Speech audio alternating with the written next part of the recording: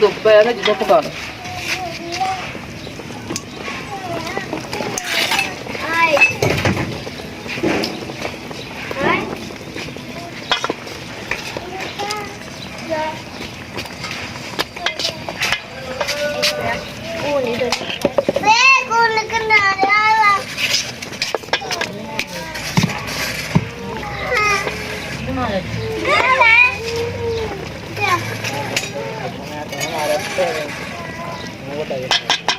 बोटी बोटी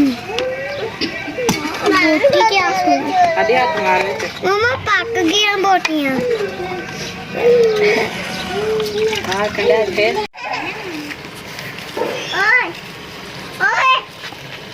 हांडी साडी बिल्कुल तैयार होने दे लागे आ।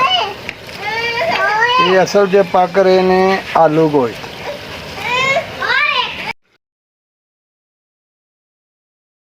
ਉਹਨਾਂ ਤੱਕ ਹਾਂਡੀ ਨੂੰ ਗੋਸ਼ਤ ਨੂੰ ਭੁੰਨਿਆ ਜਾਣਾ ਜਿੰਨਾ ਚਿਰ ਜਿਹੜਾ ਤੇ ਆਪਣਾ ਘਿਓ ਆ ਨਾ ਘਿਓ ਨੇ ਆਪਣਾ ਆਪ ਛੱਡਿਆ ਘਿਓ ਵਾਧਿਆ ਨਾ ਹੋਇਆ ਪਾਣੀ ਨੂੰ ਜਜ਼ਬ ਕਰਕੇ ਘਿਓ ਉੱਤੇ ਨਾ ਉੱਪਰ ਆ ਉਹਨਾਂ ਤੱਕ ਇਹ ਹਾਂਡੀ ਨੂੰ ਭੁੰਨਿਆ ਜਾਣਾ।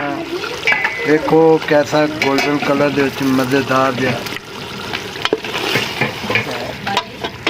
बार बार हिलाने का मकसद है कि ताकि नाल भी ना लगे तो हांडी अच्छे तरीके से भुज भी जाए तो जोड़ा गोश्त का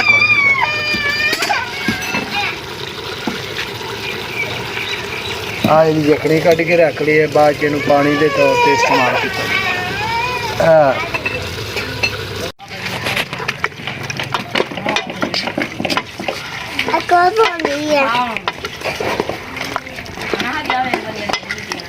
गोश्त को भुनिया जा रहा जी गोश्त को भुनिया जा रहा कुकर के अंदर।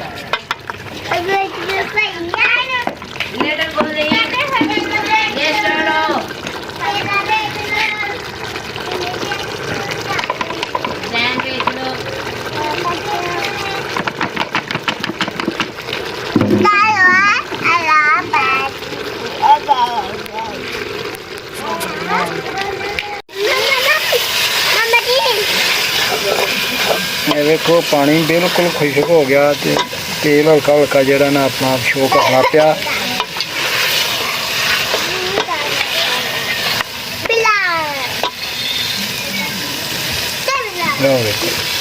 तेल अपना गया हूँ तक और कढ़ाई अच्छे तरीके ना कर रहे हैं।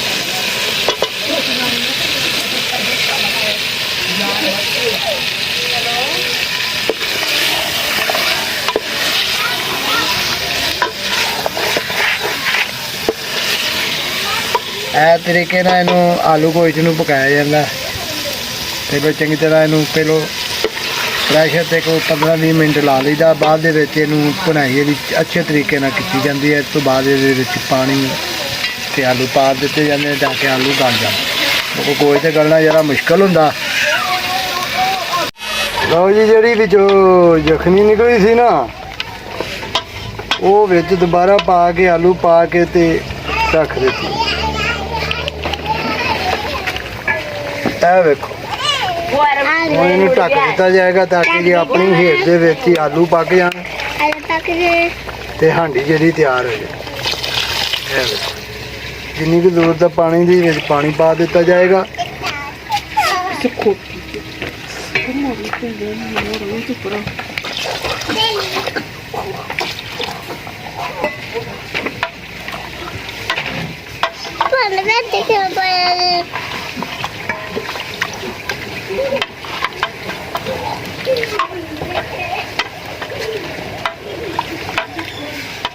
लो जी हांडी नूं हुण दिता जाएगा ढक ताकि हांडी अपनी हीट दे नाल आलू गल जाणगे ते हांडी तैयार हो जाए। लो जी प्रेशर कुकर च पा के ते अच्छे तरीके नाल इहनूं बंद कर दिता गया सीटी ते ला दिता गया ते आगे थले फुल कर दित्ती है। ठीक 5 ਤੋਂ 10 मिनटां दे विच हांडी अपनी हो जानी है तैयार खाण दे काम। ते नाल बनाए जाणगे उबले चावल अबालू चावल वाइट चावल बना दिते जाणगे। ए वेखो किदां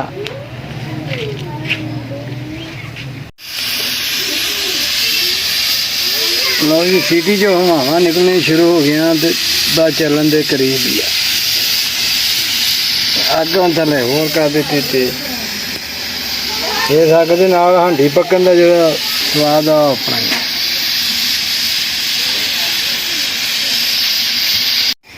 ਲਓ ਜੀ ਸਾਡਾ ਆਲੂ ਗੋਸ਼ਤ ਹੋ ਗਿਆ ਤਿਆਰ, ਨਾਲ ਹੋ ਗਏ ਨੇ ਉਬਲੇ ਚਾਵਲ। ਹੈ ਵੇਖੋ ਮਾਸ਼ਾਅੱਲਾ ਸਾਰਾ ਬਿਹਤਰੀਨ ਕੰਮ ਹੋ ਗਿਆ ਤੇ ਖਾ ਕੇ ਵੀ ਚੈੱਕ ਕਰ ਲਿਆ, ਠੀਕ ਆ ਬਿਹਤਰੀਨ ਹੋਇਆ।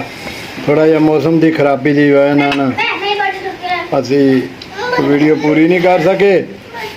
ਵੀਡੀਓ ਚੰਗੀ ਲੱਗੇ ਤੇ ਲਾਈਕ ਤੇ ਸ਼ੇਅਰ ਮਾਰੋ, ਚੈਨਲ ਨੂੰ ਸਬਸਕ੍ਰਾਈਬ ਕਰੋ ਤੇ ਵੀਰ ਨੂੰ ਦੁਆ ਯਾਦ ਰੱਖੋ। ਅੱਲਾ ਹਾਫਿਜ਼।